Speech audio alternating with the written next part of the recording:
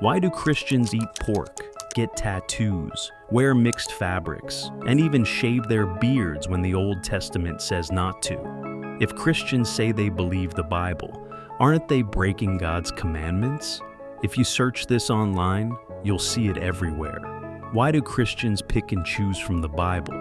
It's one of the most common critiques people have about the faith. So, why do Christians not follow all of the Old Testament laws? And isn't it hypocrisy? No, the entire message of Christianity does not collapse just because Christians don't follow Old Testament food and clothing laws. First, we need to know what the Old Testament laws were and why God gave them. In the first 5 books of the Bible, especially Leviticus, Numbers, and Deuteronomy, you'll find hundreds of commandments. These were part of what's called the Mosaic Law, given by God to the people of Israel after he rescued them from slavery in Egypt, called the Exodus. Now, these laws weren't all the same. They can roughly be grouped into 3 types. 1. Moral laws. These are commands that express God's unchanging character, justice, love, purity, and holiness. Examples include: do not steal, do not murder, honor your father and mother, love your neighbor as yourself. These laws still apply today, not because we're under the Old Covenant, but because they reflect eternal truths that are reaffirmed in the New Testament, which is key. Jesus in the New Testament affirmed moral law. It is God's unchanging standard of right and wrong, guiding us through life. Ceremonial laws. These laws were all about worship, purity, and the temple system. They told Israel how to approach God under the Old Covenant. They included animal sacrifices, food and dietary restrictions such as no pork or shellfish, laws about ritual cleanliness, sacred festivals, and rules about clothing such as no mixed fabrics. These laws made Israel distinct from other nations and reminded them of God's holiness, but they were temporary and symbolic, meant to point forward to Jesus. When Jesus died, the veil in the temple was torn in 2, showing that the old ceremonial system was no longer needed. He became the once-and-for-all sacrifice. 3. Civil laws. These were the governmental laws of ancient Israel about how society was to function. They included property laws, inheritance rules, judicial procedures, punishments for crimes, and guidelines for handling disputes. These were tailored for a specific nation, in a specific time, living as a theocracy under God. They were never meant to apply universally. Even in the Old Testament, these laws weren't imposed on other nations. They show how Israel was to live justly and orderly, but they were fulfilled and set aside along with the rest of the covenant system. Why Christians don't follow these laws today?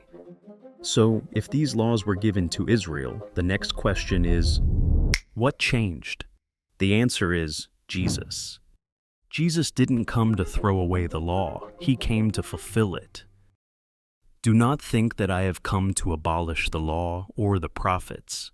I have not come to abolish them, but to fulfill them. Matthew 5:17. When Jesus lived a sinless life, died on the cross, and rose again, he fulfilled everything the Old Covenant was pointing to. He became the final sacrifice. He made us clean, not through rituals, but through his blood. And he brought a new covenant, a better one, not written on stone, but on hearts. That's why Christians don't offer sacrifices or follow food laws today, because those things were temporary shadows that pointed to Christ. These are a shadow of the things to come, but the substance belongs to Christ.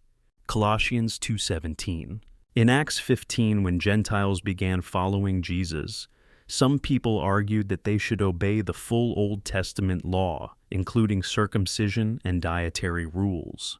But the apostles, including Peter and Paul, decided clearly, Gentiles are not under the old law. So, what does all this mean practically? If Christians aren't bound to the Old Testament law, does that mean we just do whatever we want? Not at all. Jesus didn't free us from the law, so we could be lawless. He freed us to walk in something higher. In the New Testament, Christians are called to follow the way of Christ, a life shaped by love, truth, humility, and holiness. But instead of long lists of rituals and national rules, the New Covenant focuses on the heart. God's Spirit leads us, His Word teaches us, and our obedience is no longer about earning approval, but reflecting the one who saved us. That's why Paul writes, "Do not conform to the pattern of this world, but be transformed by the renewing of your mind." It's not about what you eat or what fabric your shirt is made of. It's about who you're becoming. Are you being formed into the image of Christ? Are you walking in the Spirit, not the flesh? Are you loving God and your neighbor? In the Old Testament, God gave Israel strict dietary laws, and one of them was this: the pig is unclean for you. You must not eat their meat or touch their carcasses. Under the Old Covenant, pigs were considered ceremonially unclean. Eating pork wasn't just about health, it was about being set apart as holy. These food laws helped Israel remember their identity and dependence on God. But when Jesus came, everything changed.